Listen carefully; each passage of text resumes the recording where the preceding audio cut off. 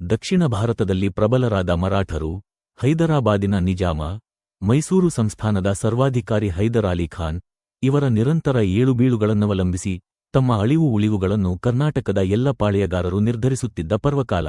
ಹೈದರಾಲಿಯ ಬಿರುಗಾಳಿಯ ದಾಳಿಯನ್ನು ಎದುರಿಸಲಾಗದೆ ತಮ್ಮ ಸರ್ವಸ್ವವನ್ನೂ ಅರ್ಪಿಸಿ ತಮ್ಮ ಪ್ರಾಣರಕ್ಷಣೆ ಮಾಡಿಕೊಳ್ಳುತ್ತಿದ್ದ ಪಾಳೆಯಗಾರರಿದ್ದಾಗ ತನ್ನ ಅಪ್ರತಿಮ ಶೌರ್ಯ ಸಾಹಸಗಳಿಂದ ಜನತೆಯ ಅಭಿಮಾನ ಕೋಟೆಯ ರಕ್ಷಾಬಲದಿಂದ ಎಂದೂ ಸೋತು ಶರಣಾಗದೆ ಸುಮಾರು 2 ವರ್ಷಗಳ ಕಾಲ ಹೈದರಾಲಿಗೆ ಸವಾಲಾಗಿ ನಿಂತು ಅವನ ಬೃಹತ್ ಸೇನೆಯ ಬಹುಭಾಗವನ್ನು ಸದೆಬಡಿದು ಸೆಣಿಸಿ ತನ್ನ ಕೊನೆಯುಸಿರು ಇರುವ ತನಕ ದುರ್ಗಕ್ಕಾಗಿಯೇ ಹೋರಾಡಿ ಹುತಾತ್ಮನಾದ ಏಕೈಕ ಗಂಡು ಪಾಳೆಯಗಾರ ಚಿತ್ರದುರ್ಗದ ಮದಕರಿನಾಯಕ.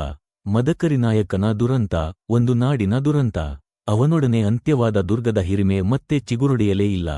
ಇತಿಹಾಸವನ್ನೇ ಸೃಷ್ಟಿಸಲು ಹೋರಾಡಿದ ಮದಕರಿನಾಯಕ ತಾನೇ ಇತಿಹಾಸ ಪುರುಷನೆನಿಸಿ ಕಾಲಪುರುಷನ ತುಳಿತಕ್ಕೆ ಸಿಕ್ಕಿ ಕರಗಿಹೋದ.